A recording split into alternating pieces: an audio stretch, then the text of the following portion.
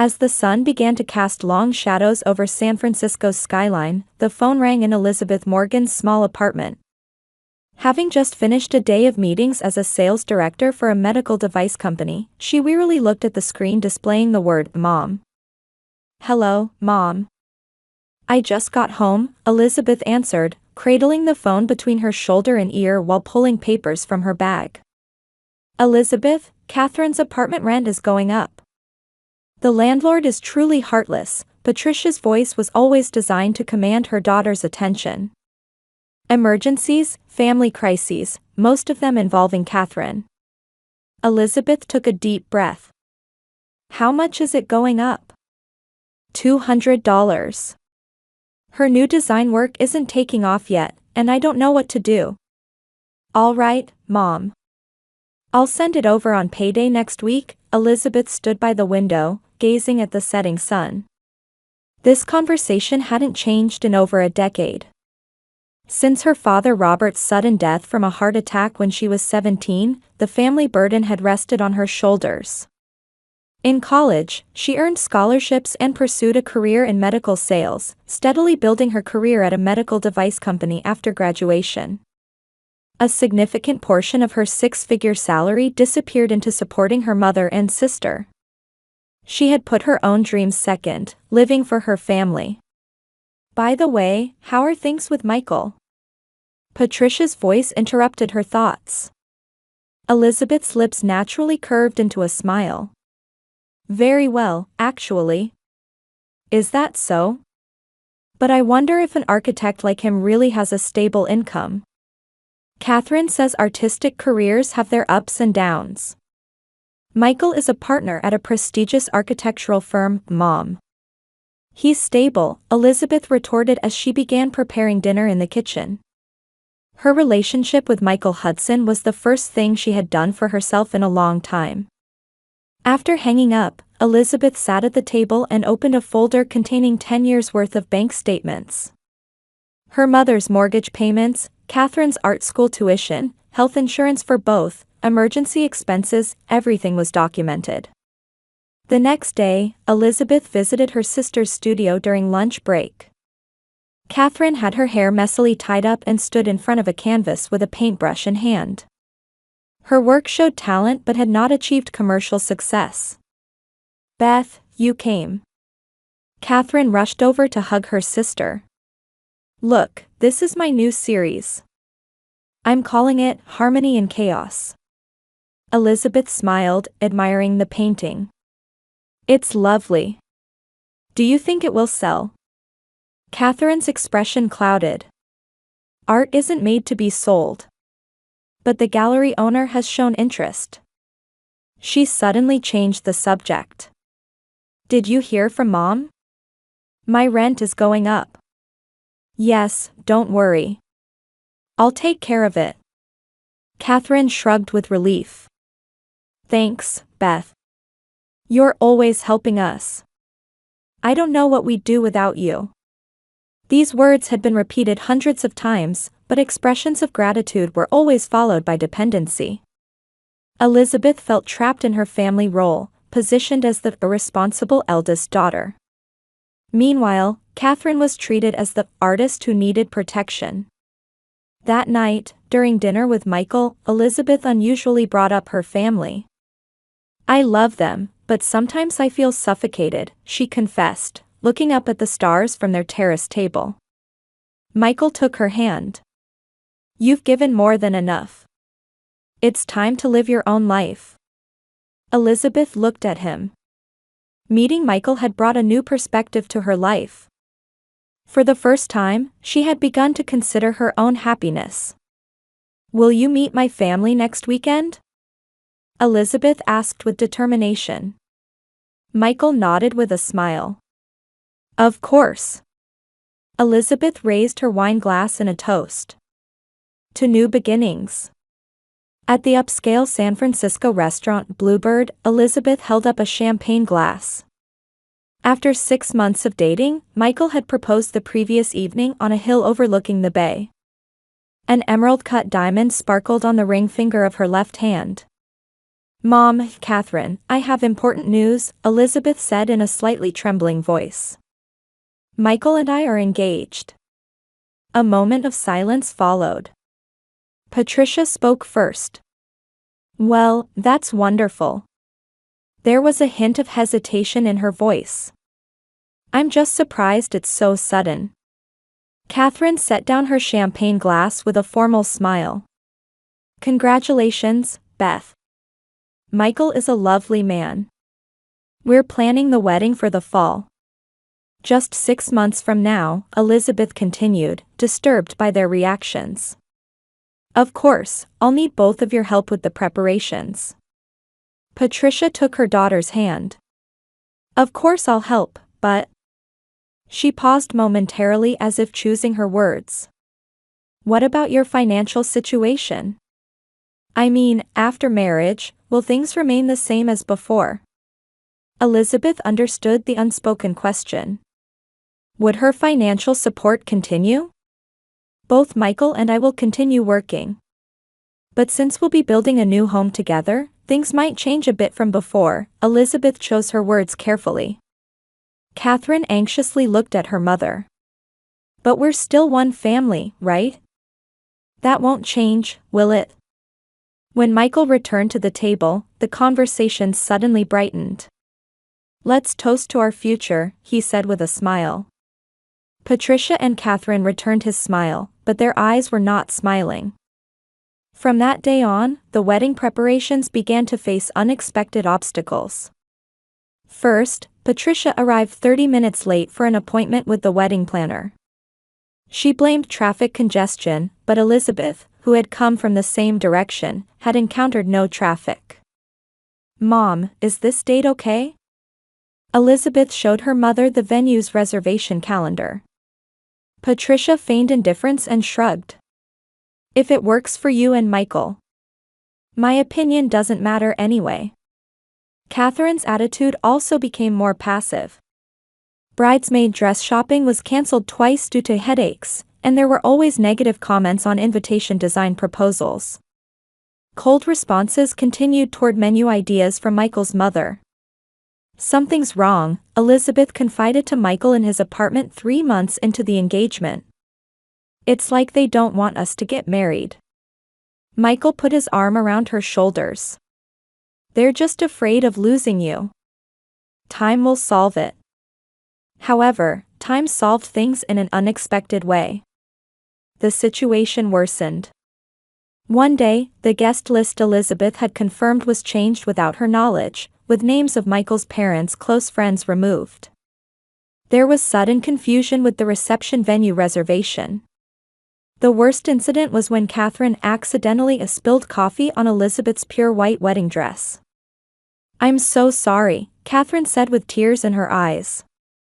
My phone rang while I was holding the dress.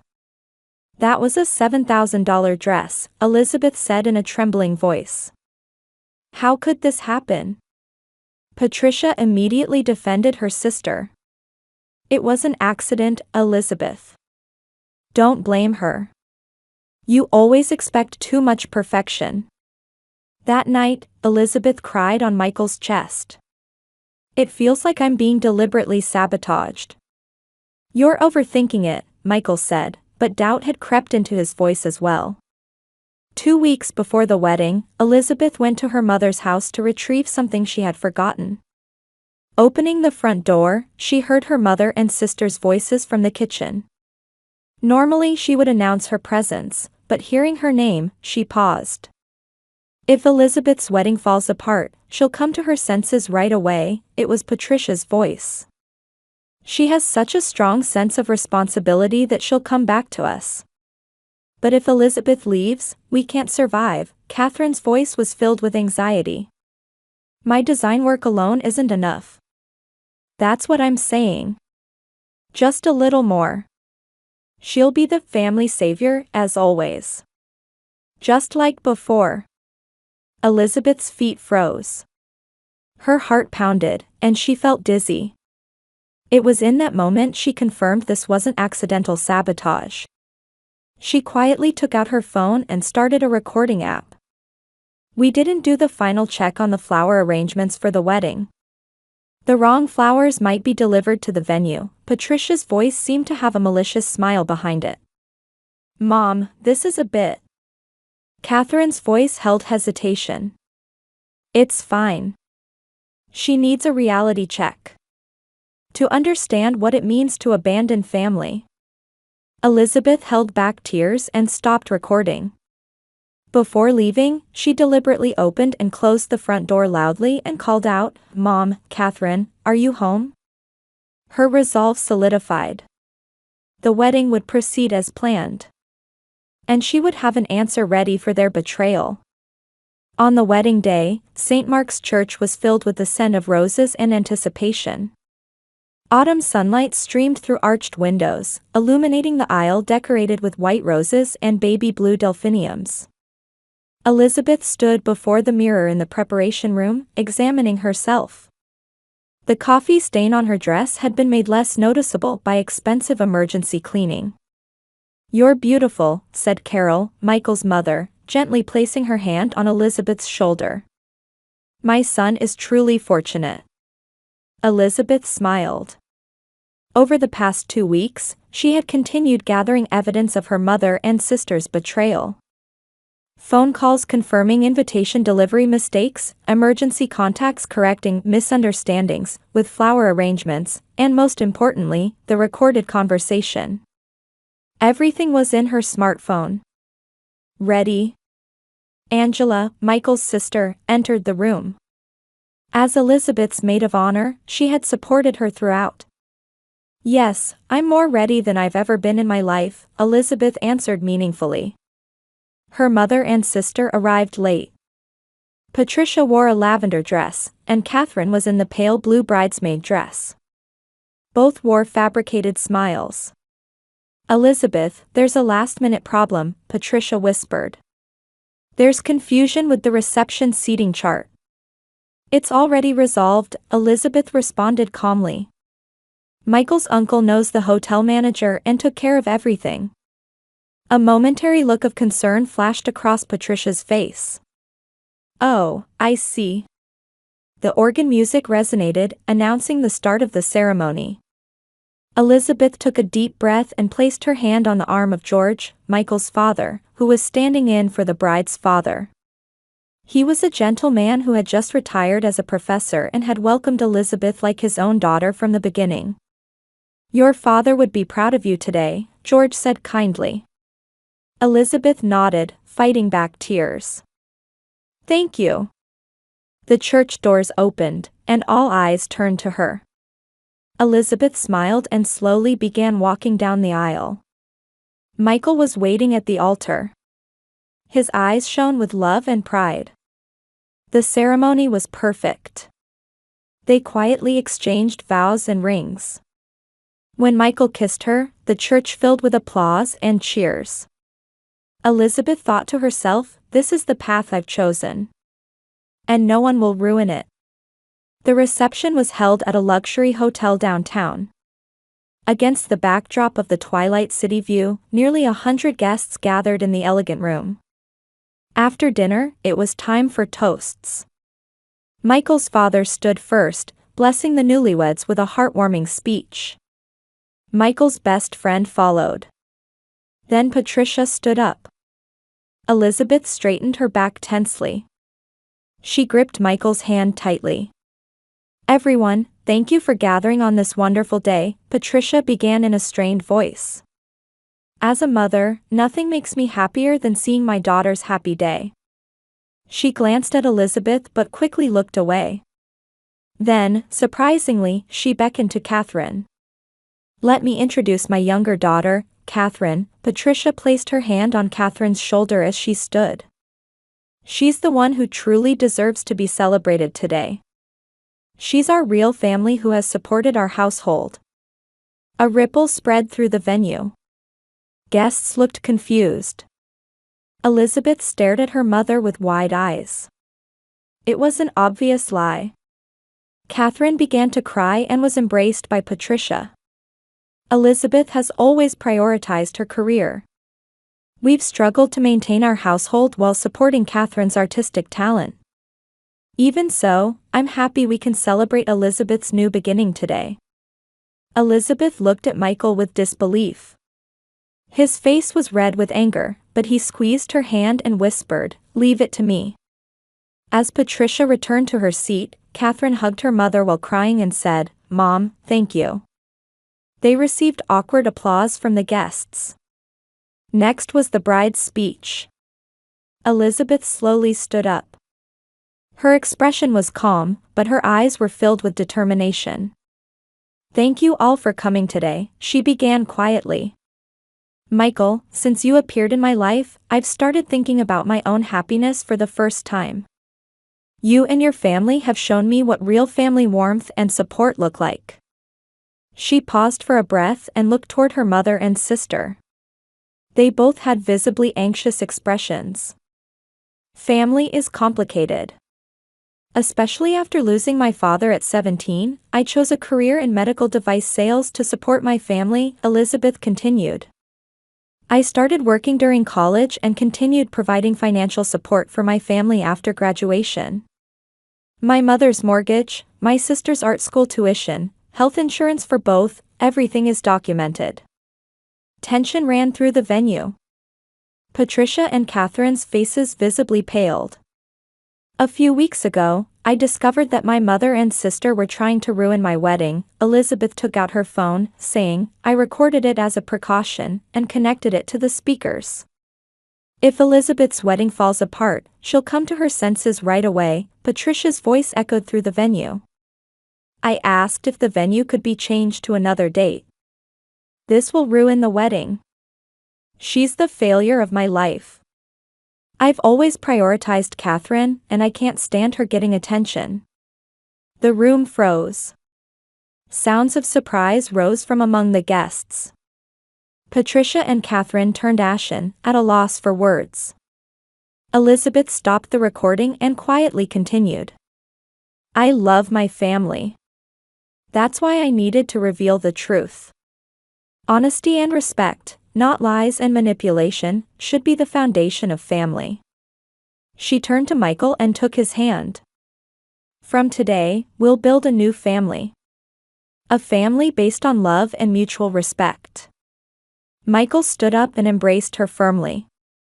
"I love you," he whispered. Elizabeth's best friend Jennifer stood and began to applaud. Michael's family followed. Soon the entire room was filled with warm applause. Patricia and Catherine sat mortified with shame. Tears welled in her mother's eyes. Catherine covered her face with both hands. Patricia spoke in a trembling voice. "Elizabeth, for you to have such a recording, this is taken out of context." She searched for words and looked toward Catherine. "I don't mean to make excuses, but we were anxious about what would happen to us after your marriage." Catherine tried to stand up while sobbing but stumbled and sat back down. "Beth, I'm sorry. But what will happen to us if you leave?" Elizabeth maintained her composure as she answered. "That may be a legitimate fear. But it's not a reason to sabotage my life and happiness." Michael stepped forward. "Mrs. Morgan, Catherine. I love Elizabeth. She's an incredible woman who has sacrificed her life to help you. To deny her the right to seek her own happiness." He choked on his words. As the atmosphere in the venue remained tense, Elizabeth's best friend Jennifer stood up. She had been a witness to everything since Elizabeth's college days. "Everyone, I know how much Elizabeth has sacrificed for her family for over 15 years, Jennifer said powerfully. When she was in college, while other students were enjoying their weekends, she was working 2 part-time jobs. After graduation, most of her salary went to supporting her mother and sister." Next, Daniel, Elizabeth's colleague, stood up. "Elizabeth is the most excellent sales director in our department. She always talked about how important her family was to her. She made reservations at fancy restaurants for family birthdays and took time off to support Catherine's art shows. Patricia blushed and stared at the floor. Catherine continued crying. Elizabeth took a deep breath and stood up again.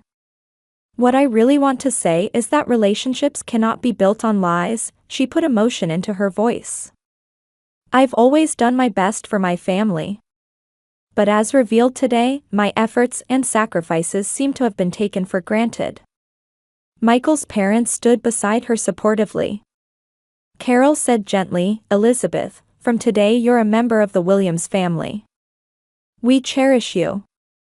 At those words, tears flowed from Elizabeth's eyes. She felt the unconditional love and acceptance she had sought for years. Patricia and Catherine stood up and began heading toward the exit in shame. Elizabeth watched their retreating figures and suddenly made a decision. Mom, Catherine, wait. They stopped and turned around fearfully. Elizabeth approached them. Tension in the venue increased. I don't hate you, Elizabeth said quietly. I'm angry and hurt. But today is the beginning of my life with my new family. I want to end past resentments. Patricia looked at her daughter with confusion. You, forgive us? The word to forgive is too simple, Elizabeth answered honestly. It will take time to rebuild trust. But I don't want to completely sever our relationship. Catherine approached her sister tearfully. Beth, I'm truly sorry. I lost my judgment due to jealousy and fear. Elizabeth nodded quietly. Let's be honest from now on. And we need to respect each other's boundaries. Michael came to her side and placed his hand on her shoulder. This is a chance to build a new relationship, he said gently. But I will never allow Elizabeth to be hurt again. There was an unwavering determination in his voice, despite its gentleness. Patricia wiped her eyes with a handkerchief. I made a terrible mistake. Elizabeth, I took you for granted. I exploited your dedication, she admitted honestly. What should we do now? First, respect my new life with Michael, Elizabeth said firmly. And I want both of you to make efforts to become financially and emotionally independent. I intend to provide appropriate support. But not the dependent relationship we had before. Catherine said with determination, I'll seriously consider the job at the gallery. The owner wanted to commercialize my designs. I've been refusing due to artistic pride, but... Patricia added, though I'm retired, there must be things I can still do. My friend Linda said they're looking for substitute teachers at the elementary school. Elizabeth felt a glimmer of hope in their words. Though far from complete reconciliation, it might be the first step toward a new relationship. Then it's a promise, Elizabeth said, looking at them both. And tonight, let's celebrate this ceremony. This is my and Michael's special day. Feeling the atmosphere in the venue gradually softening, Elizabeth returned to Michael. He was looking at her proudly. You're truly a strong woman, Michael whispered as he embraced her. You had every right to be angry, but you didn't burn the bridges. Not completely, anyway, Elizabeth showed a slight smile. But I'll decide which bridges to cross. The reception resumed. The band played music, and the dance floor opened. Elizabeth and Michael gracefully performed their first dance. Over Michael's shoulder, she saw her mother and sister sitting in a corner of the room. They appeared to be talking quietly. After the dance, Michael's father George approached Elizabeth. You were wonderful, he said kindly. I'm honored to have a daughter like you. Thank you, Elizabeth replied with heartfelt gratitude. For the first time, she felt the love of a true father. As the night deepened, the tension faded. Patricia and Catherine left early, but after a brief conversation with Elizabeth. They had agreed to meet and talk the following week. Elizabeth and Michael returned to the dance floor, surrounded by friends. Her colleagues congratulated her, and Michael's friends welcomed her into their new circle. Any regrets? Michael asked during a slow dance. None at all, Elizabeth answered firmly. What happened tonight was necessary. The truth has been hidden for too long. What will you do now? I'll establish healthy boundaries, Elizabeth said. Not complete separation, but maintaining a healthy distance. And we'll build our own family. Michael gently kissed her hand. I'm honored to be your family. And someday, I'll tell our children what a brave mother they have. Elizabeth teared up at his words. For the first time, she felt her future was filled with hope. She was being released from past suffering. The road might be long, but she knew she was moving in the right direction. Late that night, in their hotel room, Elizabeth stood by the window, gazing at San Francisco's glittering night view. Michael approached from behind and put his arms around her shoulders. Thinking, he asked gently. Yes, Elizabeth nodded. Today, I broke chains I wasn't even aware of for a long time. It's frightening, but at the same time, I feel liberated. You're not alone, Michael turned her to face him. From now on, we'll walk together. Elizabeth smiled and kissed him. 1 year later, in a quiet residential area on the outskirts of San Francisco. A small garden party was being held in the backyard of Elizabeth and Michael's new home. Under golden-tinged trees, friends gathered to celebrate their first anniversary. Cheers! Michael's father George raised his champagne glass. Elizabeth and Michael, 1 year ago today, you made a vow to share your lives. I want to pay tribute to your courage and love. Elizabeth smiled in Michael's arms. The past year had been a time of change and growth. They had purchased a new house together, and both careers were thriving. Michael had received an award for designing environmentally conscious public facilities, and Elizabeth had been promoted to vice president of the medical device division. Above all, they had begun participating in community volunteer activities. Dedicating weekends to mentoring programs for underprivileged children, they were building a true sense of family and community. In a corner of the garden were Patricia and Catherine. The relationship with them had gradually but surely changed. Though not perfect, it was moving in a healthier direction. Patricia now works 3 days a week as a substitute teacher at a local elementary school. She had deeply reflected on her actions and started attending therapy. Beginning to understand how her toxic parenting and favoritism had hurt her daughter over the years, she was sincerely working on repairing her relationship with Elizabeth. Hello, Patricia approached Elizabeth. Her eyes reflected caution and respect rather than the controlling desire of the past. Lovely party. Thank you, Mom, Elizabeth smiled. I'm glad you could come. Catherine had changed too.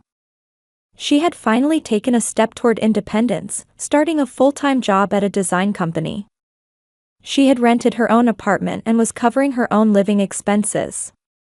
Making efforts to overcome her dependent personality and jealousy, she was exploring a new relationship with her sister. The shelves Michael designed are beautiful, Catherine said, looking at the bookcase in the living room. I wonder if he could design my office too. Why don't you ask him? Elizabeth replied. The former tension had eased, though it hadn't completely disappeared. As twilight fell and guests began to leave, Elizabeth sat alone on a swing in the backyard. Michael sat down next to her, holding 2 glasses of wine. Thinking, he asked gently. We've come a long way, Elizabeth said, looking up at the sky. It's not perfect, but so much better than before. Michael took her hand. You're amazing. Setting boundaries without completely closing the door. Elizabeth nodded quietly. Family is complicated. But I think a true family is one where we elevate and support each other. And that's what we're building, Michael kissed her. As the first stars began to shine in the night sky, Elizabeth felt a deep peace. She quietly observed the changes in her mother and sister while continuing to walk a path that cherished her own happiness. And now, she had become the protagonist of her own story.